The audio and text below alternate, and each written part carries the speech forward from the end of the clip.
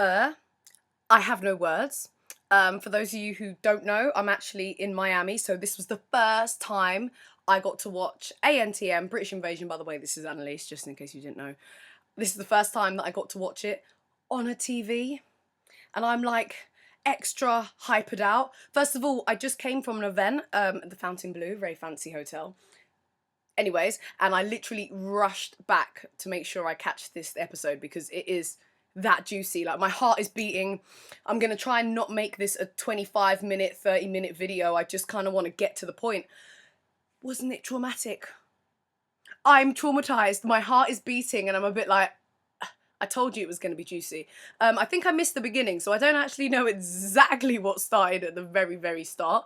But the challenge. Okay, so let's go into the challenge. Oh, I was gutted. This challenge, we had to basically do a fight scene with Nicholas, I want to say Nicholas C, something like that, who's like a huge megastar over in the East, kind of like the Brad Pitt of the East, and we had to film a fight scene and we had a few lines. And yeah, first of all, that day was long. We went to one location, waited around for about 2-3 hours, and then they decided no, we weren't doing it at this location, and then we randomly filmed in a car park. And I mean randomly, in that we didn't have any permission or licenses or anything to film in this car park, and we just did it. Yeah, pretty scary. Nicholas and his crew of the fighting crew came in, and the first time actually someone slipped because it was raining, so they actually slipped, and it was a little bit like, oh, I'm sure that wasn't supposed to happen, so they recorded it again. Fine. Yep. So Laura got to work with Nicholas. Yes, I think it was unfair. Yes, that was a kiss for Laura because I do love Laura, but I remember how gutting this whole challenge was for me because watching it, I actually thought I did well. I did really good. I didn't even think I can act, to be honest. Like, I think that I would act if somebody maybe gave me the opportunity, but at the end of the day, I don't think I'd be that convincing. You know, like, I can act like myself, I'm quite over the top, quite confident, I can be me, but I'm not sure if I'd be that convincing as someone else. But yeah, so we did the challenge. I thought Alicia did really, really well. I didn't actually get to see her because I think I was after her in the actual edit or however it worked, because we didn't get to see each other. Ish. That doesn't make any sense, does it? But what I'm saying is that I think Ebony went first, and then it was Alicia, and then it was me, and you only got to see it if you'd already had a go. So, for example, Sophie or Laura, whoever was last, didn't get to see anyone, but I got to see myself there. I thought I did amazingly. Amazingly! What? I should be an actress. I need an Oscar. That was just brilliant. I actually quite liked watching it. Did you see how we all looked all Hong Kongian? What are you if you come from Hong Kong? Are you Hong Kongian? Anyways, we basically all like glitzed ourselves up. I had my 2 little China bumps going on. Everyone kind of make themselves look sexy and, you know, to fit the part as you do. And we found out that Laura won, god damn it! I'm not gonna lie, I was irritated, especially that she got to work with Nicholas. It's like, come on. You got to build a rapport with him. He was like, you know what, I like this girl. It'd be nice if she was in my video or in my movie, whatever the prize is gonna be. And it's just so annoying. It's one of those things where you think, would Laura still have won if she wasn't with Nick?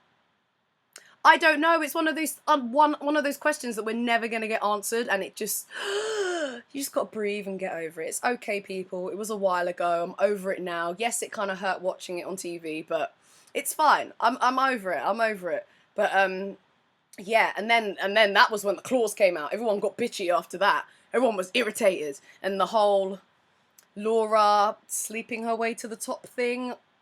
A little bit hard to watch, right? I mean, the thing is, right, is that Laura is an over-sexual kind of girl. She talks about her sexuality, she talks about sex, she talks about orgasming all the time. So I don't think it was that far-fetched for Sophie or Ebony to assume that she would want to do that. Not, obviously she wouldn't, which we clearly saw, she wouldn't do that. But, you know, people make assumptions from what they see, and that was the assumption. And Laura, don't worry, Laura put her foot down there. Laura does not sleep her way to the top, nor would she. I think she'd just flirt her way to the top. That's nicer, right? I think she'd just, you know, bat her eyelids a little bit to try and get to the top. But you know what? It works, because at the end of the day, sex does sell. In fact, I should say sexuality and flirtation. Look, a little bit of booby there. Oh, a bit too much booby. But yes, a little bit of, you know, sexuality does kind of sell these days. Yeah, we were irritated. I was so irritated. Irritated. Beyond belief irritated. But like I said, I'm over it now. Don't worry, people, I got over it. What happened next? I guess it was the photo shoot. So we went to the Macau Tower. Yeah, we were pretty scared about this. We knew it was going to happen at some point. The way they kind of made it look like we were going to do a photo shoot on the CN Tower, and then they just throw this next tower into it. We knew it was coming. From when we arrived in Macau, basically you get on a ferry from Hong Kong to go to Macau. On the ferry, you see the tower. I saw that tower and I was like, someone's going to dangle me off of that, aren't they? They're going to dangle me off this damn tower. They did. And, oh, again, I've got to explain. You guys, I got a little bit irritated at some of the comments that I saw about our photos. Something about, you know, oh, she looks too strong and she looks short and, oh, her hands, what are her hands doing, and all this rubbish. It was gale force winds, hailstone, like, as in, like, this is obviously a tourist attraction, going up on that thing and standing there and, I don't know, just hanging off the building. People do it as a tourist attraction. If we weren't there and it was that weather on that day, they would not let anybody go up there. Just to clarify, as in, when I was standing doing my pose, what's my pose? Something like this, the wind was so tough that it was pushing me forward. Even despite having my legs spread like that and anchored in, I was getting pushed forward. I think somebody said, oh, she should have been on her tiptoes. If I was on my tiptoes, I would have got blown off that building. So just to clarify, if anybody felt that I was being...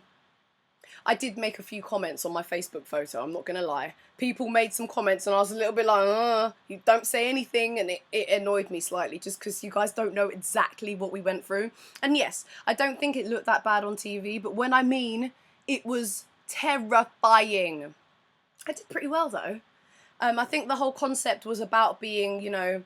I thought it was anyways. I don't know if anybody else agreed, but I thought it was about being strong and being powerful, like the whole Archer thing that I was doing, and, you know, Queen of the City type vibe.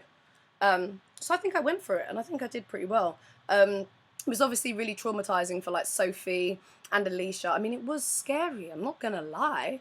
That it was pretty scary. And Nigel, oh, just...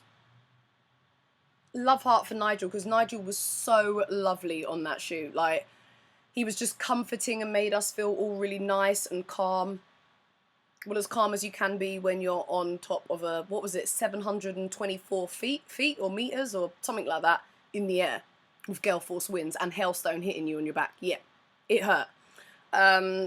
He was just excellent. I thought that was great of him, and I just love him even more for how he was on that shoot.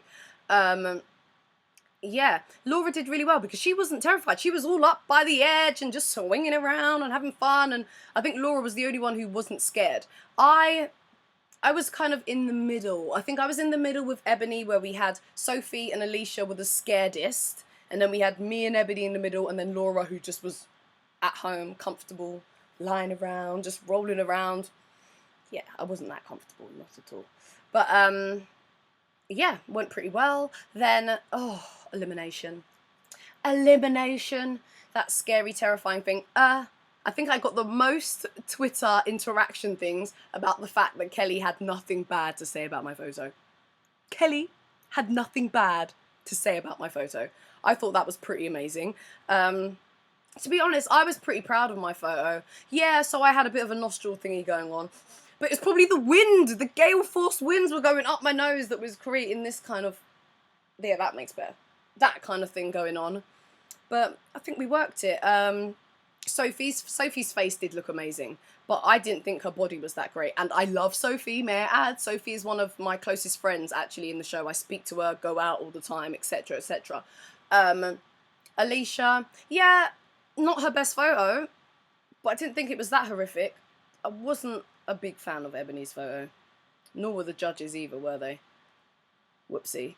Um, and then the whole deliberation process. Oh, wow, so I might as well explain what went on from here. While the judges were deliberating, we are obviously out of the room.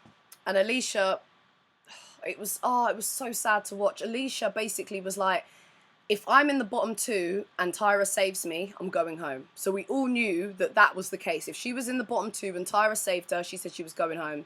And you know what? I don't know. You would only understand if you saw the state that she was in. Like, I mean, you guys have seen it. The whole competition, she's been up and down and up and down. And some of the comments have been brutal. Like, you're supposed to just smile and kind of brush it off your shoulders. But at the end of the day, you're criticising people's career here. This is what we do, especially the British girls. We're already working models. This is what we do back in our country. And so when you criticise our profession like that, it really hurts. I think, to me personally, I think I was able to kind of separate it because I'm a presenter. I host. That is ideally what I want to do. Don't get me wrong, I'm a model, and I think I'm a very good model, by the way. I do think I'm a good model, but Kelly had it right. I am not the greatest model on earth. I'm not, you know, that 10-foot girl who's skinny, shove her down a runway, no personality thing. Yeah, I think I personally book a lot of my jobs because of my personality. I make the client think that, you know what, we're going to have a good day shooting with Annaliese. That's how I do it, if I'm honest. But I'm not debating my skills. I do think I'm a good model, but I'm a better presenter. Trust me on that. I'm a much better presenter. And going back a little, I know Alicia was kind of talking a lot about going through all of us about how she thought we were doing in the competition, and I wasn't even offended by anything she said because I am a presenter. I've said it. I'm totally like, my mind blows by the fact that I'm still in the competition because I think, again, I don't want to put myself down because I do think I'm a good model, but I don't think I am the same caliber as models as Laura, Sophie, Alicia. I think Alicia can walk that runway, mate. Girl's got skills with those legs, like skillage. Yeah, so deliberation was quite tough, and like I said, Alicia said she was going home, and it was, we were just all, I remember all being huddled around her in the bathroom, and she's going, I'm going home. If I get in the bottom two, and Tyra saves me, I'm going home. So we all knew it was coming, and when we got called back to stand there and wait to get our photos, Alicia and Ebony were in tears because they don't show it on the show, but those two are like that, literally. And I think they both knew that they both maybe didn't do so well and that one might be going home, etc., etc. They were really quite upset. So the order of call out was Laura, then Sophie, which I tweeted, by the way. I do think I should have been second. I think I should have had runner-up photo.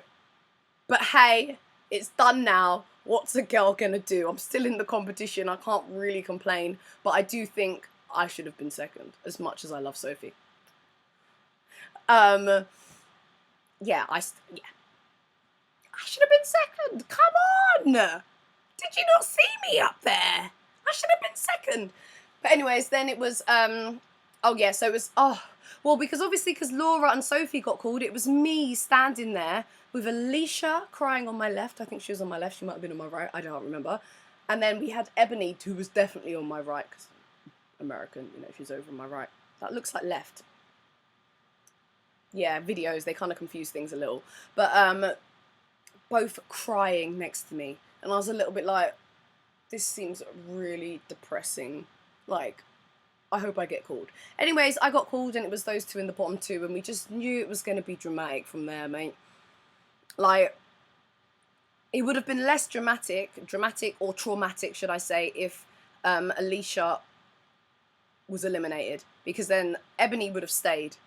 But Alicia said it, she was going to go home if she was in the bottom two, and that girl's somebody who sticks by her word.